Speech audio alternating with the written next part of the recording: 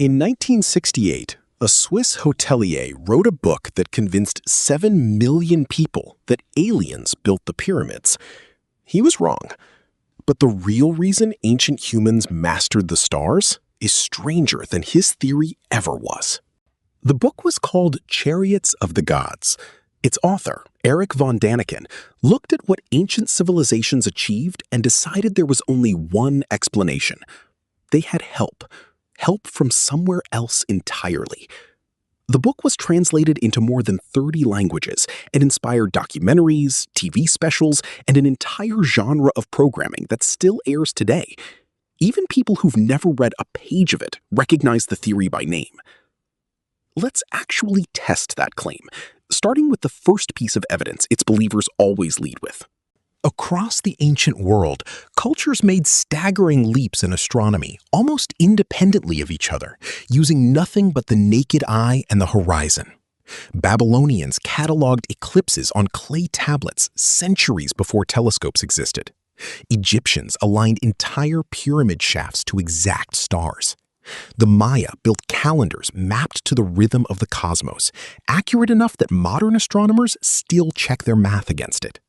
3 continents, no contact with each other, no ships between their coastlines, no shared alphabet, just 3 separate groups of humans staring at the same sky, arriving at the same answer. Von Daniken said that was too convenient to be coincidence, that someone must have handed our ancestors this knowledge directly. It's a compelling claim. Here's the second piece of evidence, and where it runs into a problem. Take the megaliths, Egypt's pyramids, Easter Island's Moai.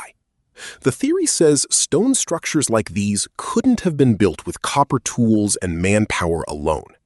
The stones weigh as much as loaded freight trucks, and some of them were dragged for miles before ever being lifted into place.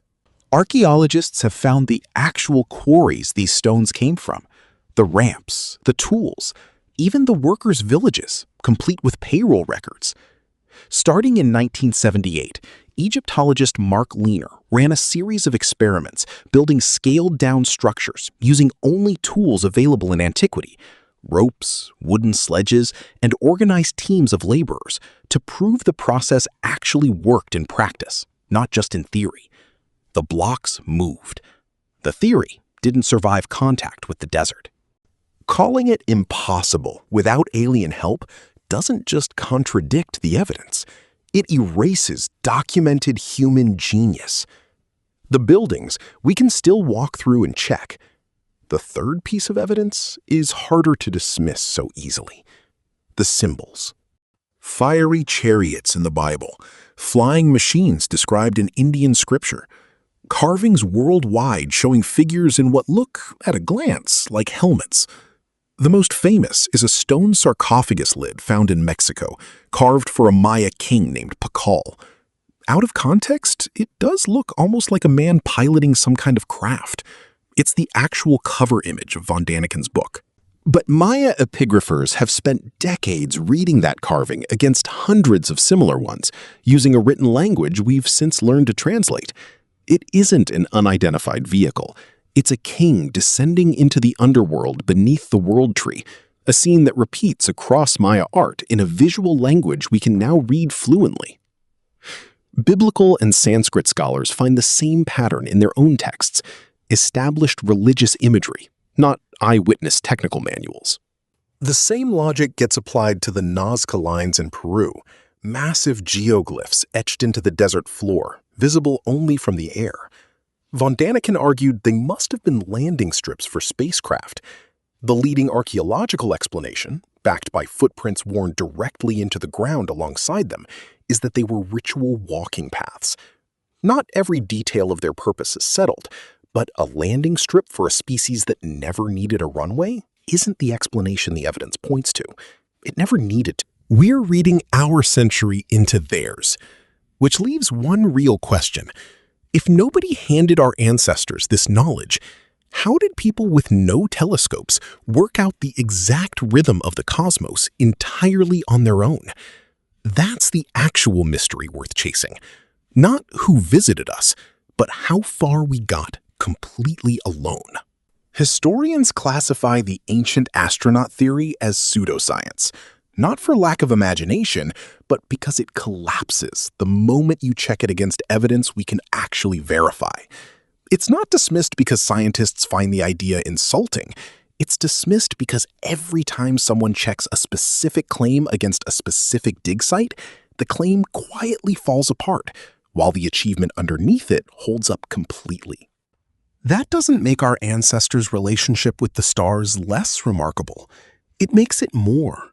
The Babylonians predicted eclipses centuries in advance, using nothing but decades of patient record-keeping passed down through generations. Greek astronomers calculated that the Earth was a sphere and built the Antikythera mechanism, a 2,000-year-old bronze device pulled from a shipwreck in the Aegean, with gears precise enough to predict eclipses down to the day. It sat on the ocean floor for 2,000 years before anyone even realized what they'd found. In China, the Dunhuang Star Atlas mapped over 1,000 individual stars by hand, centuries before the invention of the telescope.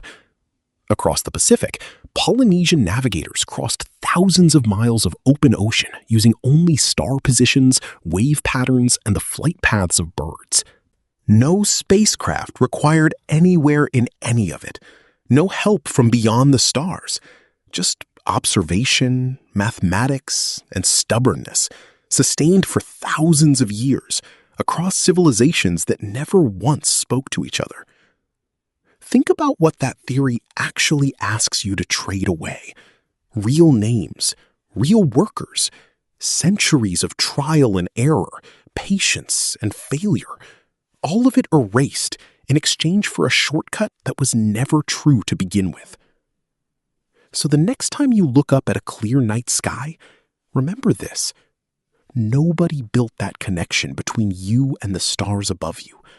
Every civilization that ever mapped them did it themselves, one careful measurement at a time, with nothing but patience and the sky, entirely alone.